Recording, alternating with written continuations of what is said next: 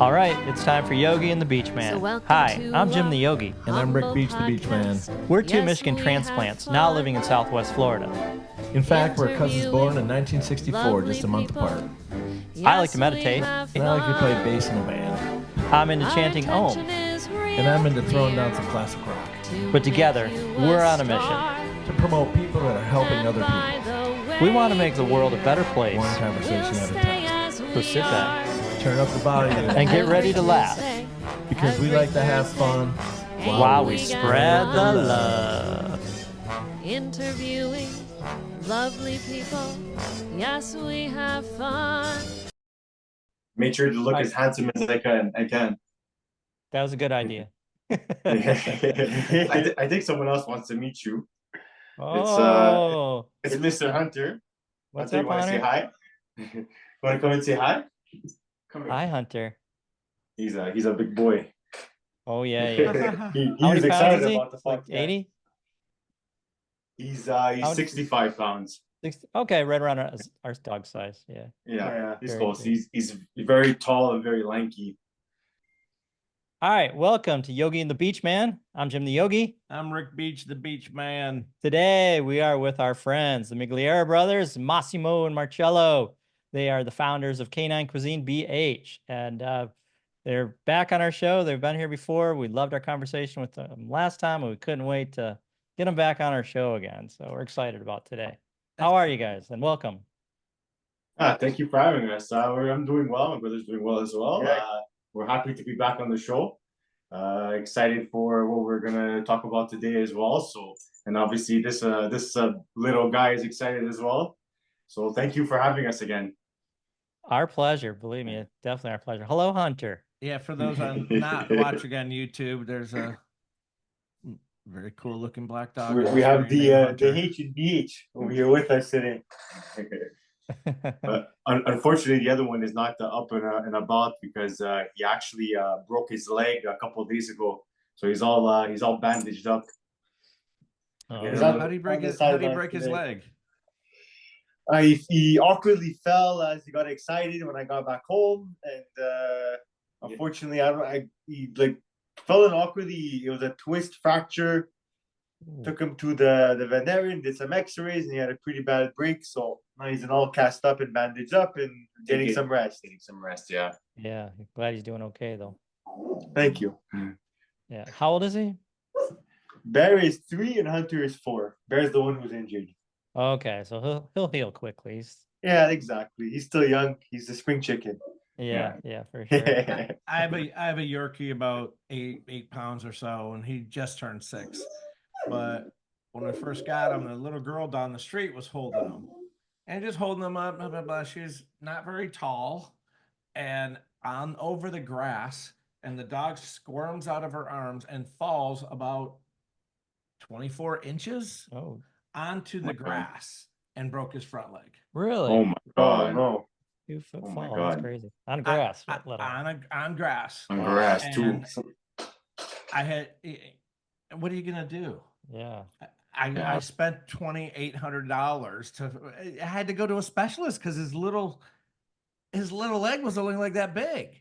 Yeah, his little bones. Like a pound and a half at the time. It was cute as hell. Oh jeez. We had him like 4 days, and then he. Oh no. Then it cost me like $3,000. Yeah. Oh boy. Welcome to dog ownership. If I had only had him about 1 day before I got attached to him, I don't know, man. No, I could never. Oh, funny. But I could see how people just get. Oh man, I'll do anything for my dog. 100%. And I'll do Get overly attached for someone else's dog. Yeah, for sure. Yeah. Feel the same way. So I mentioned this second time on the show. Last time, I have to tell you guys, your episode is like our second most listened to episode out of all. I don't know how many we're like 35 episodes now. Wow. So people really like what you guys have to say. Well, I'm glad about to hear how that. To feed your dog. Yeah. I'm glad we're making an impact and getting to educate people about changes they can make on making their dogs live, a little bit better, a little bit happier. For sure. And I'll tell you what, you guys really changed the way we feed our dogs. We no longer feed them kibble. My dogs have been on a kibble diet their whole life. No more. No more. I'm glad to hear. Glad to hear. Thank you. I've seen you've been making changes. I saw some of the posts you make as well, and it made me really happy to see that you took the initiative as well and started trying new things too. You also did some. I saw some lobster once as well, and that's really, really cool. It's a good variety to give them. Yeah, that was amazing.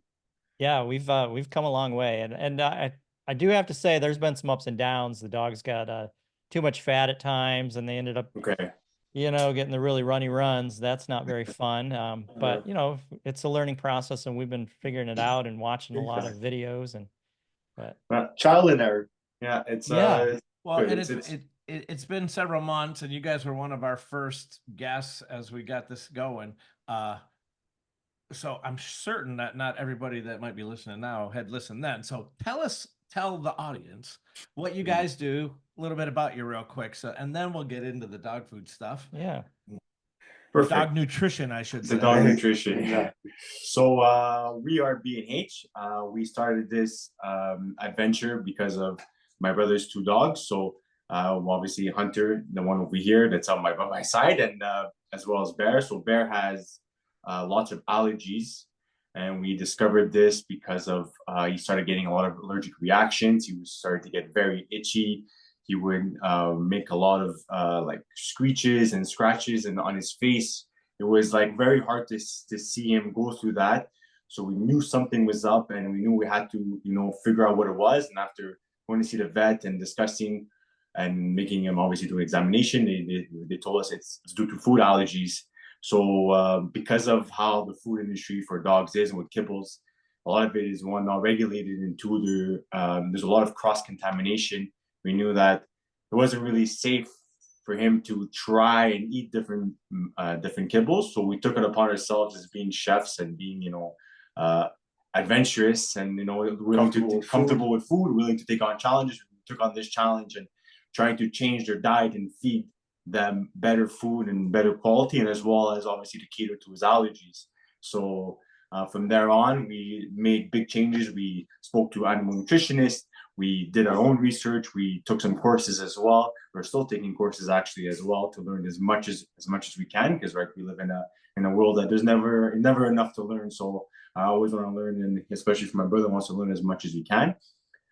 So with that, we made big changes. We learned so much about the nutrition of our dogs, and we decided that we should start helping other pet parents with this common issue of the big problems that we have in our food industry for dogs and how it's not regulated. So we wanted to start a company that made food that was not only was healthy, was had the proper nutrition, had proper balance, and as well as had real ingredients inside, and so on and so forth. So we set an idea, we put it into motion, and we continue to make our own dog food for our dogs. We continue to make dog foods for our clients, and we also continue now to educate other people about changes that they can make and where they can start and how they can even go about making their own food as well if they want to take on that challenge as well. So that's where we are right now. We're super happy about where we've come, and we hope to continue on doing so as well and continue to educate more and more people. We love it. And you're kind of serving the metropolitan Montreal, Canada, is that correct? Exactly. So basically the Montreal area and a bit of the outskirts surrounding Montreal. So like the South Shore, which is like Longueuil. There's also the North Shore, which is like Laval and a bit further, and so on and so forth. And that's what we're hoping to expand nationwide Canada and maybe venture to the States one day. It's definitely goals that we foresee in the near future, but baby steps, we'll get there. Yeah. Well, it seems like it's a booming business, and you guys are probably in at the ground floor of the pet food nutrition thing, or maybe just maybe one step behind. But there's first of all zillions of dollars in the pet industry, and a lot of it's dog food that is just crap. And if you look at the dog food label, and you're gonna see things you can't pronounce, you probably don't want your dog to eat it. And Catherine Heigl, she has her own food, and I used to buy it, and she's always on YouTube. Mm-hmm. And I just saw something yesterday for the first time. Like the average Irish setter would live like 16 to 18 years 10 years ago. Now they're living 12, 13 years Mhm. because they're getting all this just, well, like you said, cross contamination and And grain. fillers and a bunch of other stuff that they're Yeah. just putting in the food just to, you know, make a quick buck and Preservatives. try to.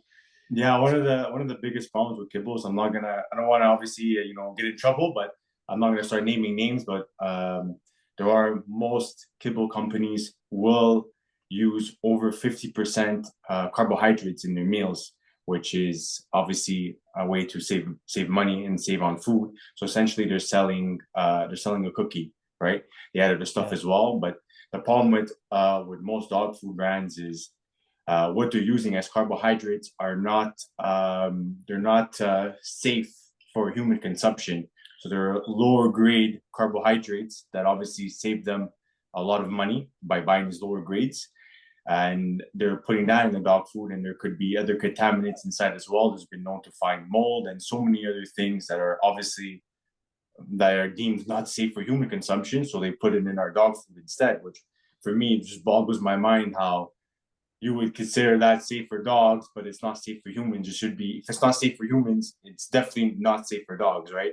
So Yeah, I they agree. add this huge filler inside of it, and your dog is not supposed to be eating more than probably like 10%. Not probably, it's more than 10% carbohydrates. Also depends the condition of the dog and where the situation is. You could go maybe just as high as almost 30%, but I would stick between the range of around 10% for most dogs, right? You obviously want them to have more of a protein based diet. If you look at dogs biologically and based on evolution, they are, well, it's kind of like a word they like to use is carnivorous omnivores. So they do eat mostly uh, meat diet, but they do eat some plantation as well, so vegetation. So yeah, these are things that are one of the biggest problems in our food industry. They use low quality carbohydrates as a main filler, and they obviously use a lot of it. Yeah, so dogs should be eating 80% protein, and so like I was saying, they give low quality carbohydrates, and it's obviously low quality protein. So what that means by low quality protein, it's the same situation. They use byproducts, so processed proteins that were deemed not fit for human consumption. So it could either be animals that deceased on the field. They don't know what their cause of death is.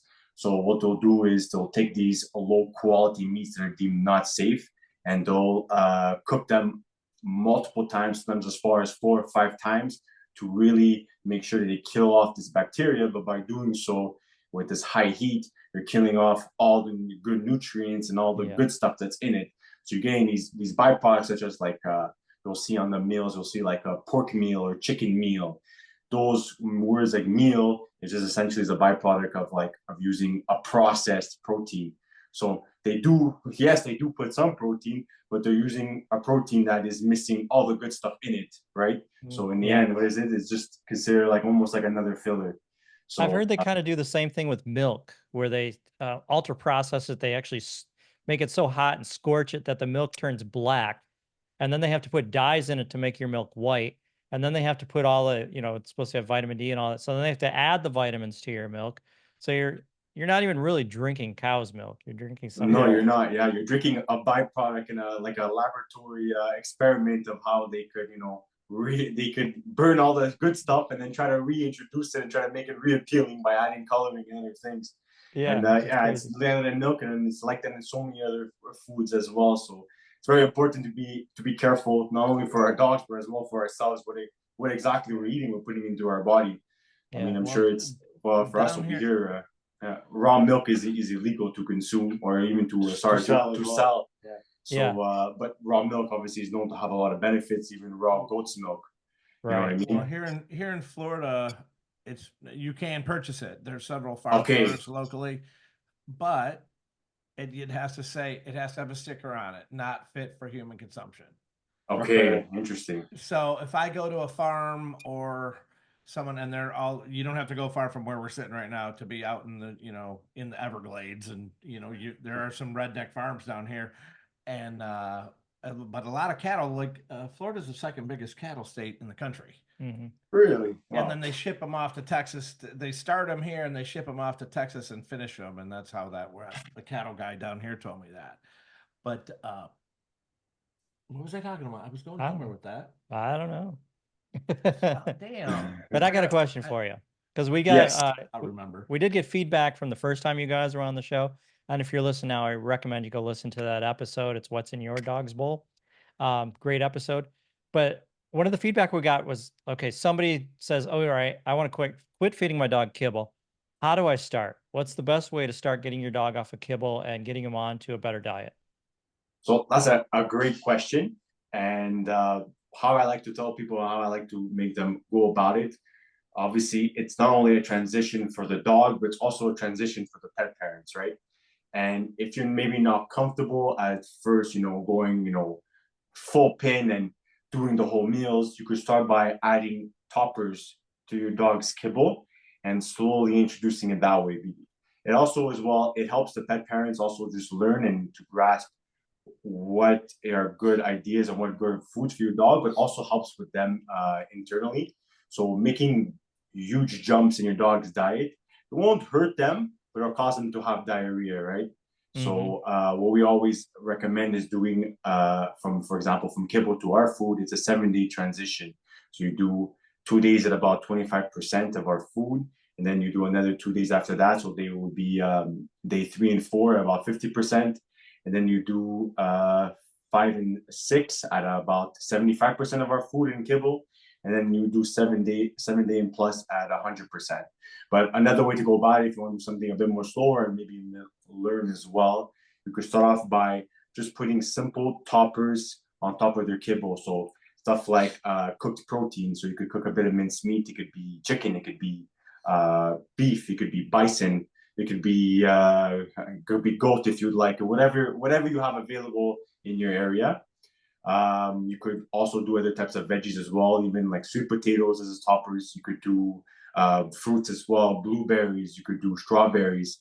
Just Start getting an egg as well. Egg is another super amazing, nutrient dense topper. Yeah, not only for ourselves but our dogs as well. The eggshell as well. Don't throw that in the garbage. Dehydrate it, pulverize it into a powder. Or you could even give it to them, like if they're willing to eat it and crunch on it, you could give it to them, the shell like as well. that, the shell as well. Yeah, we just crack the egg and crack up the shell right with it and put it right in the food, and they love it. Yeah. It depends on the dog. Honestly, for me, my dogs, they don't really like the whole shell idea. When I pulverize it and I do it that way, they'll eat it when I mix it in. Some dogs, they love it. They like the crunch. So you read your dog. It's a bit of trial and error too, seeing what your dog likes, he doesn't like. Everyone has their palate, right? So, yeah. I don't know if you guys remember, but last time we talked, I told you I had been making Rocky's food for a couple years. Well, yeah, a couple years Yes. now. Yes, And, I remember. I still am. I did incorporate the eggshells into it, but he's a little dog, so it's easy. I make 3 pounds of turkey and stuff. But what I found, as far as toppers go, if I can find ground turkey on sale and it's good quality, I'll just throw that in a saucepan and brown it and just cook it up real quick, and I'll throw it in a Ziploc, and that's his topper onto his already good food that I make for him from scratch. Exactly, yeah, and it's perfect. Like, listen, obviously, everyone's situation is different, and maybe doing only cooked food is not feasible in your situation at the moment, or maybe you're just uncomfortable. So, as a learning process, or even as just a beginning stage, or even if you want to do it for a long term, just those little changes that you make in adding real food to your dog's diet makes a huge difference, right? It makes a huge difference. So you're starting to get real nutrients, real foods. So your dog will be more than thankful for you are adding those little changes. And honestly, even within a week, you'll definitely see the changes in your dog, in their fur, in their attitude, and even their attitude towards mealtime. It will change drastically. And I'm sure you've seen it as well when you started doing just kibble, to doing, as the toppers, or doing the whole food. So it's just an amazing process to just start on your own. They get so much more excited about their food. I mean, when it's dinner, they're just like, oh my, they can't wait to eat. Yeah, exactly. So Well, another great topper for your dog's food is bone broth. Super beneficial. Yeah. One, it gives some moisture to your dog's food, which honestly is already a big step giving them just dry food. I don't know if you guys have noticed, but for our dogs, when we transition into the moist food, they don't pee as often. They're not drinking as much water because they're getting a lot of moisture in their food already. So we don't have to necessarily take them out as often, or they don't cry to go out as often. Yeah, I never noticed that, but that is really true because, yeah, my dog's food, it gets frozen into convenient packets, and with my suction, my vacuum packer. Vacuum sealer, yeah. That's what a great tool. Yeah, no, it really is. And but I noticed when I made the transition to real food, and this is before I even met you guys, but I would cook him no matter what I was making. If I was making a steak, I would get him a little piece of steak that I would put no seasoning on, throw that on a grill. I do that with hamburgers too, but the fat content change wreaks havoc on him. So now he gets no more red meat at all. Okay. But if I get, because he just, for 2 days, he's just got the shits. And and I've noticed it's every time I give him higher fat content stuff. Yeah. Okay. So, but if I stick with chicken, like I'll make him a little chicken breast, and I'll feed him that, it's nice and lean, and he's totally fine. Or like I said, the ground turkey. That's the main part of his diet anyway, as far as the protein he gets every day. But if I switch to red meat, because I think it was you guys that said, they eat what I eat. If you're making it for me, exactly, you're gonna make it for the dog, which I totally agree with. So I was doing that, but I stopped obviously when I realized that I'd make a little hamburger patty for him and cook it like medium rare or something. And but I guess they could eat that raw, right? Hamburger. 100% they could, as long as it's sourced in a good place and that it's safe for them to eat. By all means, it's good for them. Yeah, they have the enzymes in their stomach, and to digest it, you might have the same situation like we're going on before the transition. If they're only eating cooked food and then you give them maybe a bit too much raw food, he might start having diarrhea as well. But it's not like it's harmful for them. It's just their guts are like really trying to learning and adapting, and they're gonna build that bacteria that helps break up those enzymes a lot better, and they won't have the same issues in their stomach. But to say that it's harmful and they feel pain from it, no, that's not true at all. It's what about just an adjustment. Sorry? Poultry too? Is that?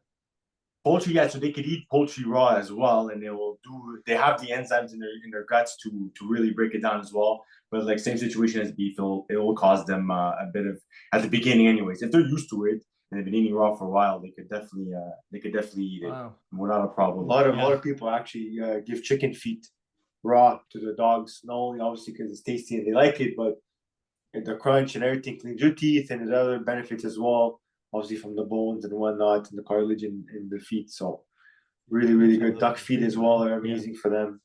Yeah, we've actually transitioned to 100% raw for our dogs now. Amazing. So I mean, and it is amazing because I mean, I got a whole rabbit from the butcher shop, and I mean they eat the rabbit bones and all, and they love it. For sure. That's amazing. It's great if you look at like even biologically what they would eat in the wild.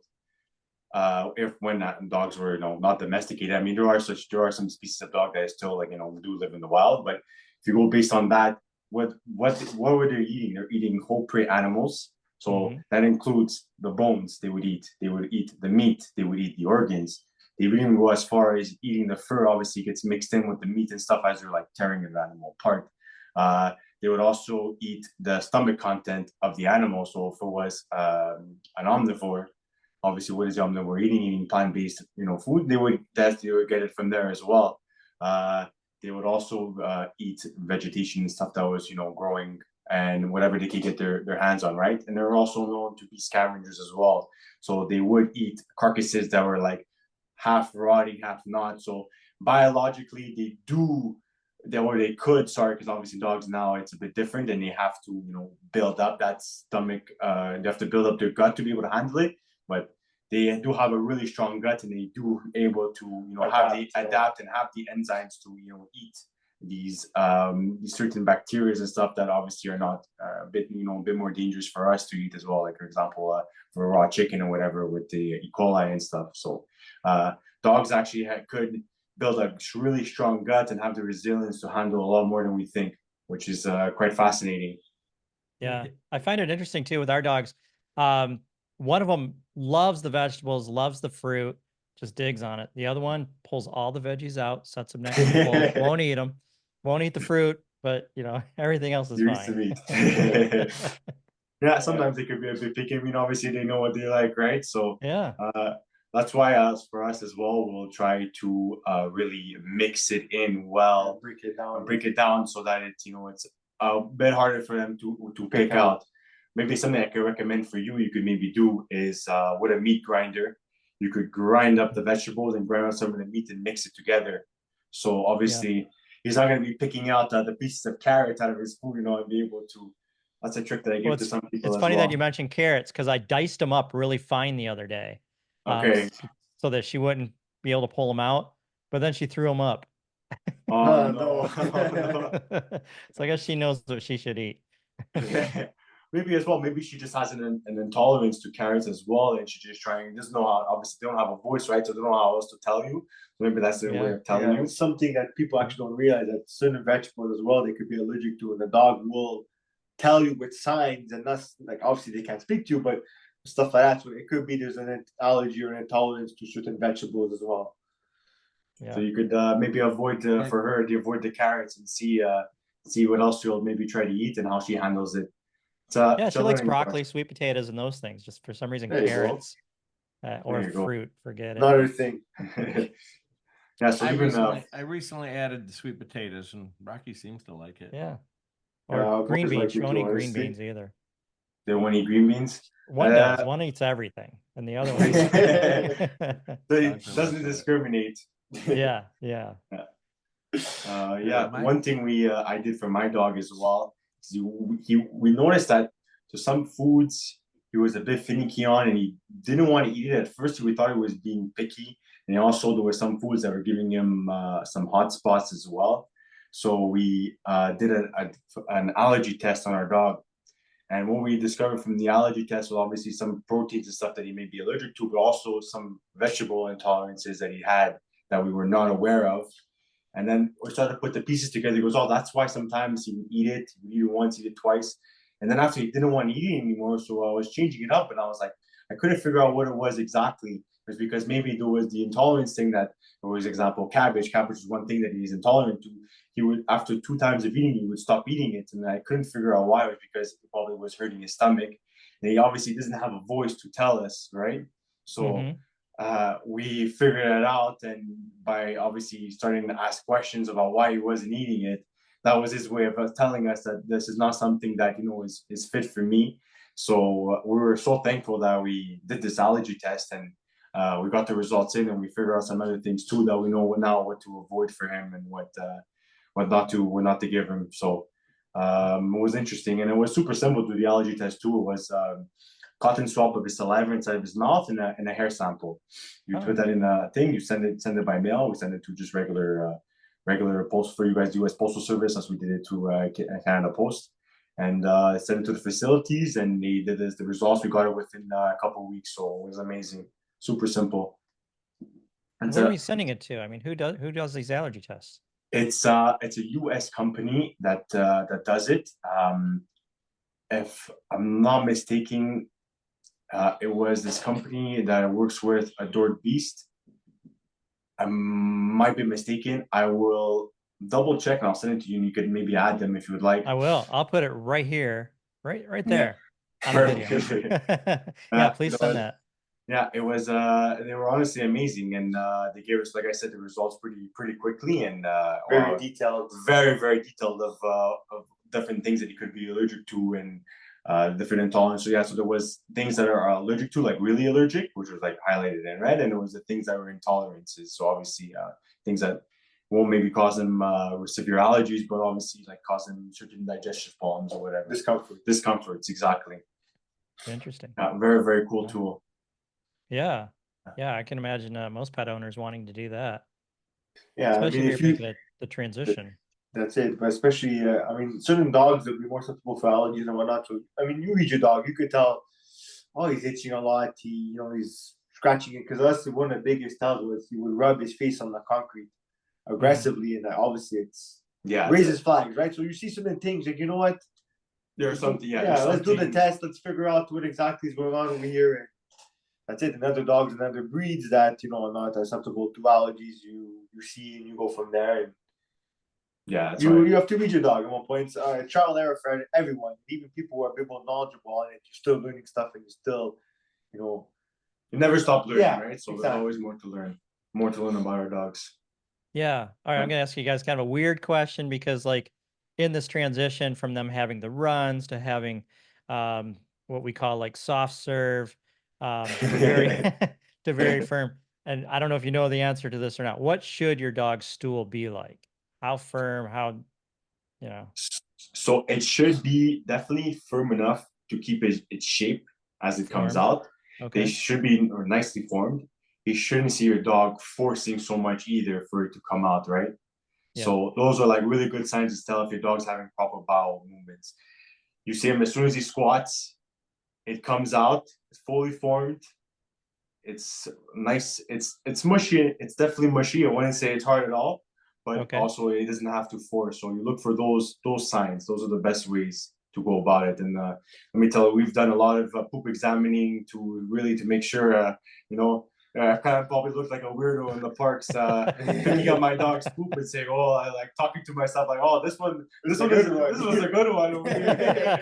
It's so funny. Dog owners are the only one you could not know someone in the park, and if they're shitting or pooping at the same time, they'll actually, oh man, that's a nice poop. You're just comfortable talking about dog poop. Oh, yeah. If My wife you're and I- about your dogs. Yeah, my wife and I have a lot of poop conversations. Oh, How I'm are they sure. today? yeah, no, especially if they go through an episode where they get the runs or that, man, how's he doing it? Oh, it's back to there. Oh, it's still the same. Oh no. Actually, to sidetrack a bit of our conversation right now, but on the topic of when your dog has an upset stomach, what to do, which is super important to know because obviously if you're seeing them having a bit of runs, a bit of discomfort, can't necessarily be obviously from the food that they're eating, but sometimes they catch a bacteria or they're getting sick bug and or a whatnot. sick, But yeah. that's it. So one thing that we like to do for our dog, we call it the tummy tamer or belly calmer.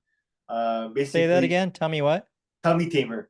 Tamer. Okay. Yeah, tummy tamer, we call it, or Yeah. belly calmer. There's different ways you could call it, but essentially, what we like to do is white rice, a protein, whether it's turkey, chicken. The most common ones are chicken and beef that people like to use. Obviously, whatever your dog is preferred to eat. Bone broth, super, super, super important, and pumpkin puree we like to use as well. Like to make a mixture, a concoction, if you will, of this. Yeah, what we do actually for our dogs is that we'll make this in advance. We'll put them in the vacuum sealer like you do a vacuum sealer, and we'll keep it away in the freezer. In the freezer, whenever there's a situation that maybe starting to feel ill or something, or you're starting to have A bit of diarrhea. or something, or you see there's something going on. We feed this right away. We feed this right away to our dogs, and it's a great way of helping them deal with whatever they're going through internally. So very it's a recipe that animal nutritionist recommended to us. Tummy tamer. Tummy tamer. Tummy Yeah. tamer has a nice All ring right, to it, huh? I got it. Yeah. I'm sure there's other variants of people what they do. You could definitely search it online. You could find a recipe of a tummy tamer that maybe is Someone has come up with. Yeah. But those are the key Yeah. components: bone broth, rice, and Protein, and pumpkin puree. You could buy organic canned pumpkin puree, or you could even make your own pumpkin puree if you have pumpkin available in your area. Right now, for us, Right. pumpkins in season, right? So we buy pumpkins, we split them in half, we put them in the oven until they're nice and soft, and then we put them in the blender to puree it nice and give a nice texture, and we mix it in our dog's food. All right. We've been buying it's probably not the best, but the canned pumpkin for quite a while. For I fiber for the dogs. wouldn't necessarily say it's not the best, depending obviously how it's grown and also where it's sourced, if it's organic or not organic, or the ingredients they use to preserve it. the ingredients that Yeah. they use. But if it's just pure pumpkin puree, what's actually great is that for most companies they'll harvest the pumpkin and can it while it's in season because it's at its peak, right? So Mhm. you're still getting all the nutrients, and you're getting the best version of the pumpkin, or the best version of the pumpkin could be. So I Yeah. wouldn't necessarily say it's a bad thing, to be honest. But yeah, just be wary about the ingredients and how it's processed. in the summer when the pumpkin's on in season and you're buying pumpkin in the supermarkets, it won't be it fully. It won't have its full nutrients that you'll see in the autumn when it's in peak season, right? So buying canned pumpkin sometimes is actually better because when they can it and when it's canned in its season, all its nutrients that you want to see will be there, right? So yeah. So let's say, for example, in the middle of summer, you were like, oh, I need to make a tummy tamer. Buy some canned pumpkin, and you'll make sure to still reap all the same benefits, right? Yeah, that makes sense. Yeah. For some reason our dogs started having anal gland problems, and that's when we started to introduce the pumpkin as a fiber source, and it really helped. Yeah, that's a good one because it does have a lot of fiber, and it really helps with their fiber intake. Yeah. The other thing is this is our older dog I'm talking about. She's had so many health problems. I wish we would have got her on a raw food diet when she was a pup, but she's made it to 15, so she's doing pretty good for a golden doodle. That's good. She was getting a lot of UTIs, urinary tract infections. So we started adding powdered cranberry to her diet, and that has really helped a lot. Oh, that's a good one. Cranberries are very good for dogs. Super beneficial. Yeah, I heard they were good for UTIs as well. I'm sure it also as well in humans. So it makes sense that it would work well for dogs as well. Mm-hmm. Yeah, she hasn't had urinary tract problems now in over a year, probably a year and a half. Wow, if not more. That's amazing. Yeah, I'm gonna share that tip too. That's a good one actually. I've heard about this before, but obviously I haven't made not the association, but I haven't had a situation that I could maybe explain this. But this is good. We're learning new things and talking about different ways we could help our dogs. Yeah, absolutely. Yeah, and obviously, I mean, every time I do a dog post or a dog reel or anything on Instagram or Facebook, it gets more hits than anything else. People love dog information. Yeah, people love dogs.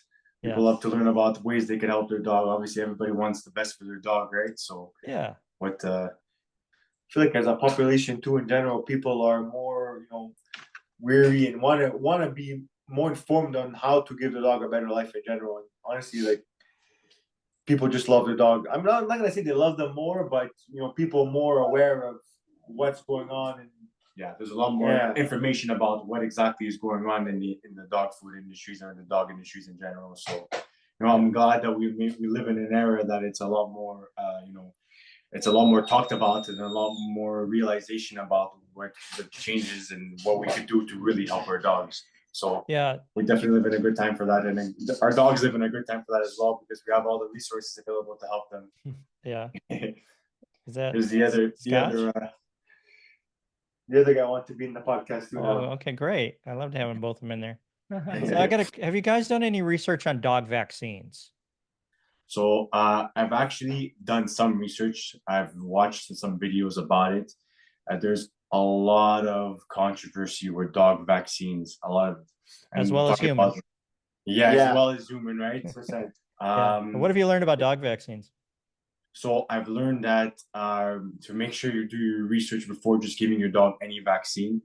As well as with the veterinarians, what they recommend as well. Obviously, I want to say the veterinarians are out to hurt your dog or what the situation is. Obviously, they want the best for it, but don't just take their word about every vaccine and it's going to be safe. There's obviously a lot of side effects to vaccines. We see that also with humans as well, right? So I would ask questions with them and also do your own research, right? So I would to go into necessarily more detail. I have yet to do a lot more learning about vaccines. I've been a lot more worried about vaccines though. My dog actually hasn't gotten any vaccines, and we've been very cautious about that too. My girlfriend's always been a bit cautious with vaccines. She's the type of person that will ask questions first and she wants to know for herself and understand why they're doing the vaccine, and two, what are the risks of the vaccine, right?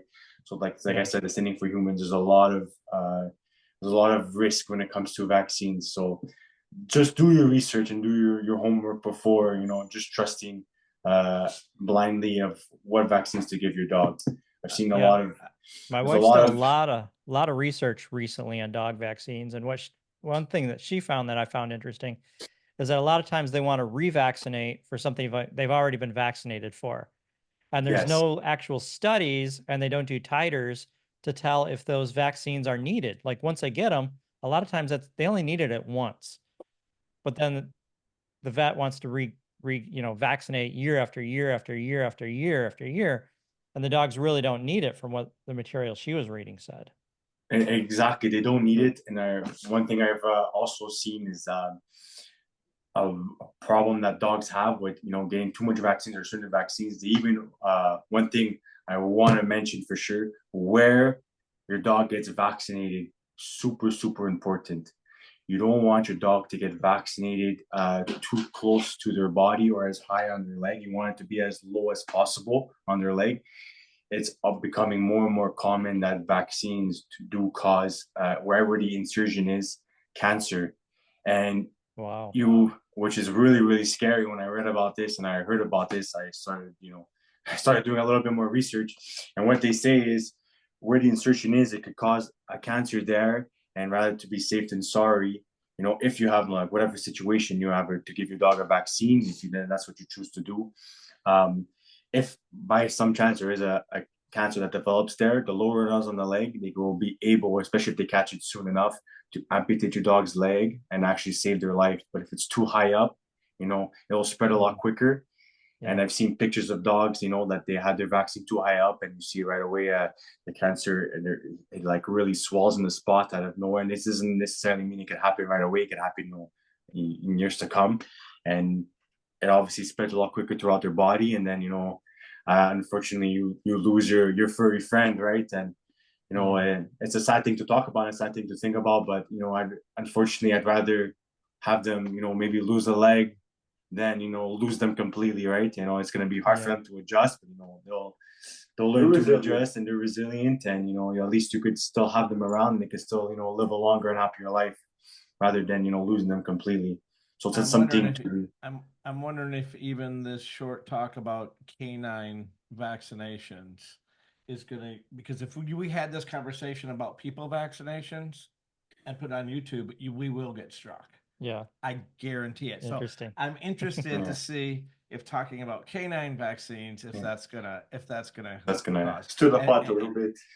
Because it's still well, censorship is alive and well here in the States. Yeah, So for sure. hopefully that'll stop tonight with With the new president, one way or the other coming in. So over the last few months, we've had a lot of new nutritionists and health and vegetarians and vegans, and I've really learned a ton. And one thing I knew this to begin with, but one thing that's really been drilled into my head, and I've really working over the last couple of years in my own life, is just to feel better and be healthier and eat better. It is expensive. There's no doubt about it. To eat organically and buy good quality food and no processed foods at all, it's hard. But I look at it as an investment, not only in myself, but that I don't have to go to the doctor. I don't have to take time off work. And that same thing goes for a dog, especially elderly dogs like Noel, his dog. Older dog might have some more vet bills, but there are going to be some people that are saying, well, I can't afford to feed my bigger dog this higher quality, more expensive food. But you really can't afford not to, because the money you're saving in vet bills, and we know every time you go to the vet, you're walking out there, it's a couple $300. Yeah, it gets pricey very quickly. And I found, the vet, I've only met a couple of veterinarians that I really truly trust, because I've been into the same office and not seen my Dr. Nichols here in Port Charlotte, who I would love and trust anytime. But if I see some other vets in that practice, they instantly want to do surgery or do this biopsy or this or that. And she'll say, hey, if your dog's, this happened, if your dog's knee hurts because you're taking him for a 2-mile walk every day and he's only 15 pounds, don't take him for a 2-mile walk every day and he'll walk fine, which has happened to DJ. I thought the dog liked the walk. Anyway, the other guy wanted to instantly do surgery on his leg. And she's like, That's stupid. Just don't take your dog for he's a little dog. You know, your He's a dog's little, yeah. They got Well, of car course. payments, you know, they But need to my make point money. is, my point is that really what works for us is going to work for them. It's going to keep me out of the doctor's office, me out of the hospital. I'm going to feel better, look better. The whole thing that goes around with that, if you eat right. Same for your dog. And the short term cost, because once again, you know, but for a small dog, That's not it's bad. not for a that small bad. dog, yeah. I can't imagine having your 2 dogs or Jim's 2 dogs It's where, you gotten know, expensive for sure, but I believe it's For worth it. sure. well, Yeah. look No. I can see it in Noah. I don't see his dog like so. When I come over a couple times a week, I see the difference in Noah. She gets up easier. Mhm. Before you would have to help her get up. Help her out. Now she can physically get up by herself, and it's cool. We took her out on a nature walk today, and she did 2 miles, and she was And she was trotting. I don't think 4 months. That's is enough. amazing. Even when I watched Yeah. her when I was babysat, when you guys were up, I came over and let her out a couple times, and I felt bad because it's been a difference. Yeah, she's definitely doing Yeah. better. Well, I'm glad to hear that, and yeah, I'm glad to see that you see the difference as well. And you know, I'm sure it puts a smile on your face when you see the changes that you know you've made that are really really helping them. And it's, Oh, and just yeah, to see him it's so happy. I mean, they're yeah, so happy. I mean, so happy. that was the biggest thing I saw right away within the first 2 weeks of making the transition, just how much happier they looked. Yeah, You can tell when your dog's happy and when it's sad. Oh, for sure. Yeah, exactly. so much happier. So could you guys? And this just popped into my head because Megan always asks me, my daughter, hey, how do we do this? How do we do that? Get your guests to say how they do stuff. Is there any way you could give us like or send us a recipe of like what might be a good starter set for your dog, something cheap and easy? Of course, of course, Is of it on course. your We could website actually, already? yeah, we'll make a recipe. We'll write it down. We could send it to you guys, and you guys could share it with your listeners. and you Yeah, know they'll great. have a good basis of what they could do for meals. But I could just explain it very very quickly. An average percentage wise, you want like as high as 80% protein. You could go, depending on the situation, you could necessarily go closer to like 60%, but ideally you want to be close to 80. Carbohydrates, like I said earlier, you want to be approximately like around 10. Depending on the situation, you could go a bit higher. The only reason why I would go a bit higher with carbohydrates is if you're in a situation that your dog is maybe very very skinny or very like underweight, you could up to carbs, so just help them put a bit of weight on. That also means using good carbohydrates, right? So could use oats. Oats is a very very popular one. You could use sweet potato, and you could use obviously regular potato. And another great one is spelt flour. So spelt flour is a type of whole wheat flour. Obviously recommend cooking it a little bit before. Don't just serve it raw to your dog. Any type of flour when it's served raw. But you could do, that's another very popular one that we like to use as well. Has a lot of good minerals and enzymes in there as well. So it's one other great source of carbohydrates. Either also other types of grains as well. You could use barley. You could use other ones. You could even you could also use some quinoa as well. So like I said, that's the only time I would maybe, if your dog is underweight, you could use a bit more. Vegetable wise, you could use up to like between 5 to 10% as well. Organ meats and bones, I would use approximately 5%. So bones, obviously you don't have to necessarily put it in their food. I would more give it to them as a snack. It's a lot easier for them. Unless you're using like chicken feet or whatever, you could definitely include that in the meal, and it's easy for them to eat. If you want to do bigger bones, yeah, the dogs love chicken feet, right? And they have a lot of cartilage, a lot of good things in them as well. Even the necks, turkey necks, chicken necks, another great one for dogs. Didn't we talk about chicken necks? Were you guys the one that recommended for my Yorkie? Because chicken feet or chicken feet rather, because I've read that Yorkie teeth are just too small and slivery, and that chicken feet are. I think it was you guys that said, "Hey, use chicken feet," so they won't cause Rocky's teeth to shatter or anything like that. It could be a lot easier for them to eat. And if you maybe have a hard time with the bones, or your dog is not really into bones, a great way for them to still get the same benefits of eating bones is with the eggshells. that's why we also put the eggshells as well. It gives them the same nutrients that they need they would get from the bones, because some dogs are smaller mouths, so obviously dogs are maybe not really into chewing the bones necessarily. You could supplement, supplement instead with the eggshells, and that is, you get the same benefits from that. So that's another great one. That's why we put, like I said, we put it in all their food. To continue with the recipe, I would say, as well as fruits, I don't know if I mentioned that one, about approximately 5%.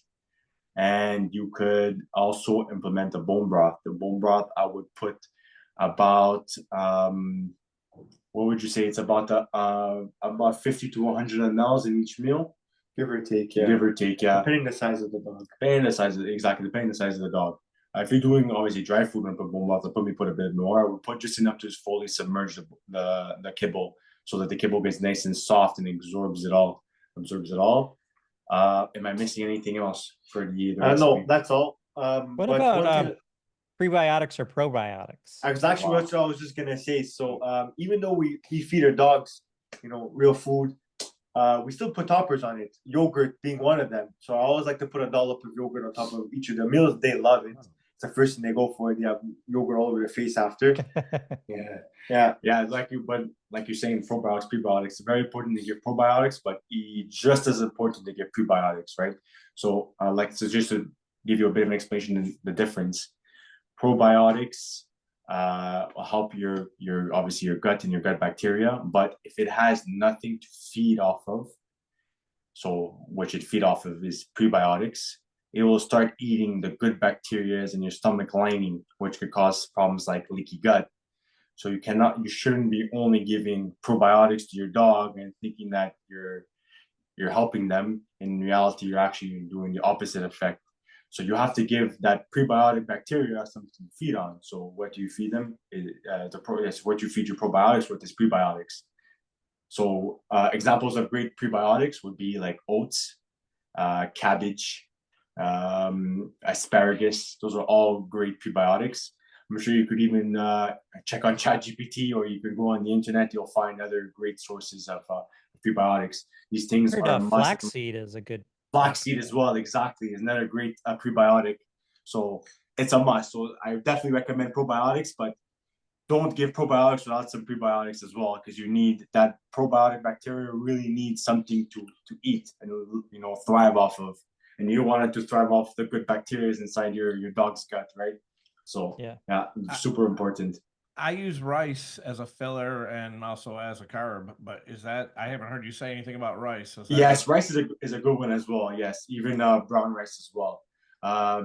Actually, I kind of tend to not necessarily forget about it, but I tend to fail to mention sometimes because my dog is actually allergic to white rice. So not allergic, but has a bit of an intolerance to white rice. So I'll use other forms of carbohydrates like sweet potato, and the spelt flour as other sources of carbohydrates. But rice is a good one as well. It's almost funny and ironic that we, growing up, it's like, oh, don't feed your dog table scraps. Now it's like we're cooking for them. Right. Feed your dog table scraps. Yeah, that's what you're hearing now. Well, I feel like the conception of table scrap thing was more of having your dog less at the table and less interrupting you. It's more of a behavioral thing, but I don't ever feed my dog off the table when we're eating, because if we have guests over, I don't want, if the person maybe not necessarily not a dog person, but they don't want to be bothered. I want my dog to be at their face or trying to get food off their plate, right? So try to build that good behavior and not. So I'll give it to them. I'll make them wait, and I'll give it to them separately, or even after if I want to give them some of our delicious meal. Or I'll feed them at the same time that we're eating as well. Yeah, a lot of times what I'll do is just to maybe even keep them distracted. I'll feed my dog when everyone else is eating. So if we're at the table, we're all eating together, or even when we eat. So at least he feels, part of the activity, part of the conversation for us. And Rocky wants to eat. He will bother me until I start. If we're eating and he's got an empty bowl, he'll bark until we feed him while we're eating. And you had mentioned meal times earlier, and I know Jim said the same thing. I don't do that. I just give him some food in the morning. I don't have any set time. Should I be on a schedule? Not necessarily. Yeah, it's more to build like routine for them. Yeah. But some dogs do thrive on eating at different times. Like for example, my dog in the morning, he won't eat early in the morning. He'll only eat at around like 11 o'clock his breakfast. So that's more of his personal thing. And then at night he'll always eat at around like 6 o'clock, 7 o'clock. So for that he's good. But in the morning, so let's say if you want to put your dog on a schedule, you want to feed him at 9 o'clock. If your dog is not that type of person that wants to eat at 9 o'clock, maybe for whatever reason, maybe a bit more sleepy or a bit more groggy, he won't feel the need to eat in the morning. So it really depends. Every situation is a bit different for each dog. So you recommend feeding them twice a day then? Yeah, I would recommend feeding twice a day. You could even, depending on the situation of your dog, you could even feed them 3, even 4 times a day. You could just separate the meals into portions. The only reason I would say that I would maybe recommend feeding them more throughout the day is if your dog has a tendency of, on an empty stomach, puking bile. That's common, especially with a lot of poodle mixes. So a recommendation for that to prevent that from happening is just feed them smaller portions, but more throughout the day, so they don't really get to that point. But like I said, it really depends on the situation of the dog. So every dog is unique in their breed, so you need to do a bit of research on your breed specifically and learn about what's ideal for him. And even like you'll see, like you say, if you see your dog has a tendency of puking, bile on an empty stomach because they're really hungry, space out their meals a little bit more, and it would help them. But if your dog necessarily maybe just thrives more eating 1 meal a day and he doesn't want to eat in the morning, by all means, if that works best for him, he knows best, right? What works best for him. So as long as he's getting all his nutrients, he's getting enough calories, it's fine. Oh, another important thing I just saw that's very important that people also have a misconception on, that people think that's not good for dogs, is salt. Obviously, too much salt, like anything else, is not good. But salt is another important mineral that it should be introduced in your dog's food. So what I usually like to do is I'll do a little sprinkle on top of each meal, and I'll sprinkle a bit of salt on top. And are you doing like an iodine salt, or are you doing like a Celtic sea salt, or? I do like a Celtic. Sometimes I'll do a Himalayan pink salt. I won't do iodized salt. Yeah. Okay. I'm glad you made that distinction, because a lot of people think that the iodized salt is salt, and it's not good for people. Yeah, exactly. To a point. They used to put salt, iodine, and salt up all the time in here. Yeah, to prevent was it GERD or gout or whatever it is. Still, isn't it good for a lot smaller amounts than what most people eat? Most people eat way too much salt. Well, yeah, a lot of people definitely talk about iodine. Oh, yeah, okay. But there's iodized salt as well. Because I search out iodized salt. I was not only is a it better question to eat, about that. not only is it better for us to eat non-iodized salt, but there's actually a flavor difference. I don't know if you guys have ever noticed. Whenever I've in the past I've bought iodized salt and I've cooked my food, I feel like the saltiness flavor of it is a lot more prominent. It's a lot stronger. It's a lot stronger. So it makes things taste overly salted even when you use a very small amount.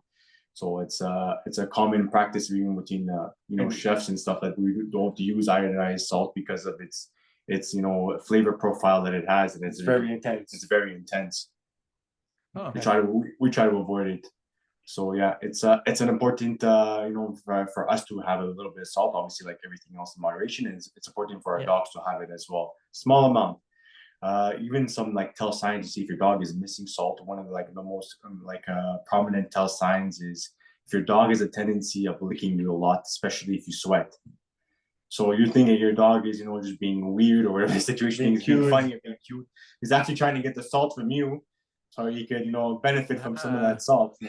And it's also a flavor enhancer, right? So you are enhancing the flavor of your dog's food by adding a bit of salt. So it's benefiting their nutrition, also benefiting their palate as well. So another type of seasonings are good too, even certain herbs or whatever. If you want to use some oregano, I wouldn't use rosemary. Rosemary is dangerous for dogs. Obviously onions too, even onion powder, not recommended. Garlic, I'd be very careful of. Garlic in very small amounts could be beneficial for dogs, and there are some treats that do use it. But if you're not sure, you're not comfortable, I would avoid it altogether, because too much could be problematic for your dog. So just be Be wary, yeah. be wary about the certain foods, certain spices that use garlic and they use onion powder or whatever. So obviously read the label and be cautious. Or you could, if you have if you grow your own herbs, like I grow my own herbs, so I have my herbs from my garden that I take, and then before the winter we dehydrate them all so that we could use them throughout the winter time. So I'll use some of that sometimes if I feel the need to just spice it up a bit, or even in my food, and I know it's safe for my dog to eat as well. So I don't have any concerns about that. Yeah. Very good. Lots of good tips here. Yeah, really.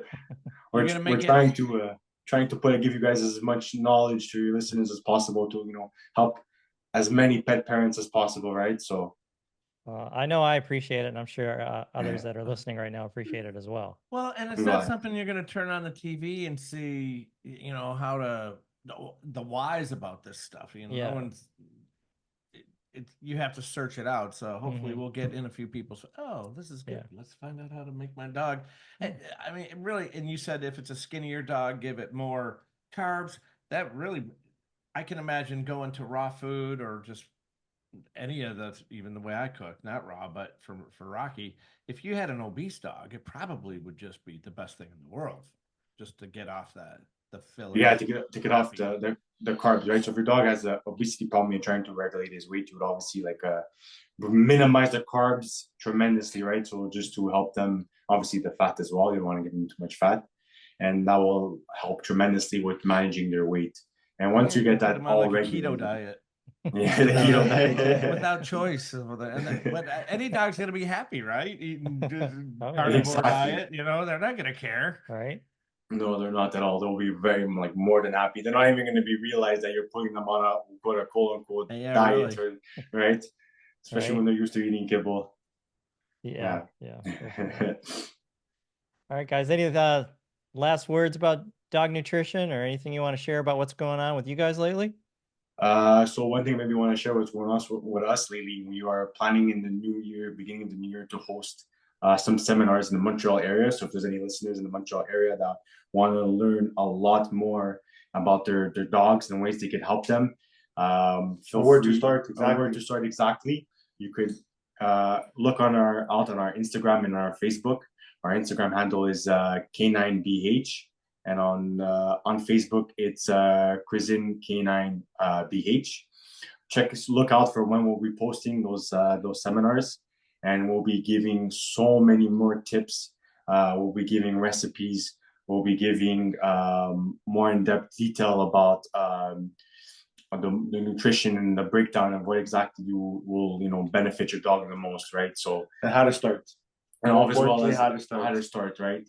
And yeah, so we're very excited to be on this new project and working together to educate as many people as possible. So I would say please look out for that, and hope to see what kind of seminars will they be? Will they be online seminars? Are they in-person seminars to start, but we do eventually want to make some online seminars as well, and recordings, so if people around the world can access our information and learn from us as well. Yeah, that's what our goal in the future is, to have a place that we can have all of our content together with a bunch of different information.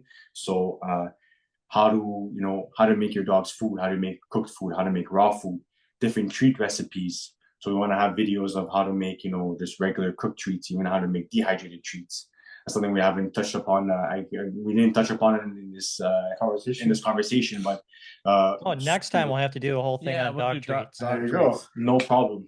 We'll have to prep for that. You guys have to send a box beforehand. We'll have to check them. We'll have to eat them. Our guys will do some beta testing. We'll get some dogs. We'll do what's it called? A taste test or what's that show? Iron Chef. Well, the dogs get to taste the treats, and we'll get reviews. I love it. There you go. Yeah, so that's another big thing that we want to really also will be including in our seminars. All the different treats you could do, like I said, so from dehydrated to cooked to even no baked treats. That's maybe a bit more simpler. Frozen treats as well. And then a big one. I don't know about your dogs. My dogs love crunching on ice, so frozen treats are always a hit. Anything else I'm missing to touch up on? We want to even talk about other aspects like difference between like locally sourced organic foods, why is necessarily better. We want to touch on so many different subjects for dogs to help pet parents have an educational platform that they could go and they could really learn Everything they can in learn, one place. yeah, in one place. So those are our goals for the future, as That's a well as great goal. continuing obviously our food too for people that want to buy dog food, and obviously that's always going to be our thing too. So we'll always have that on our website and so on and so forth. So yeah. Cool. Got it. Well, if you make it down south this winter, Yeah. come to the west coast of Florida and go fishing. I Couple would love days. that. Or I'll play some definitely- golf. Yeah, golf would be cool too. If we make a trip with me and my girlfriend to come in the south of Florida, I'll definitely have give you guys a ring, and maybe we could even do an in-person podcast too at the same time. And That'd be That great. would be Yeah. that would be Yeah, great That'd as be well. really cool. Yeah, we'd love It'll that. be a pleasure to meet you guys officially in person, And our dogs. Likewise. and Yeah. your dogs, And of the course, dogs. dogs as well. meet Yeah. the whole family. Yeah, for sure. All right, guys. All right. Thanks again for joining us. We really appreciate your time and Yeah, it's fun. your expertise and your knowledge. It's been great. Yeah, Thank you for having us. Thank you for having Yeah. us. It was a Have pleasure, good like night, always. guys. Yeah. Take Have care. a good one. So if you just listened to this podcast and you appreciate the content and the work that we're doing, we would love your support. Look in the comment section of this episode. Subscribe, rate us, comment. This gets our podcast in front of other listeners. And if you noticed, we don't have advertisers. For the cost of a cup of coffee, you can help keep it this way. Become a supporter right now. We'd appreciate it. I'm Jim the Yogi. I'm Rick the Beach Man. Peace.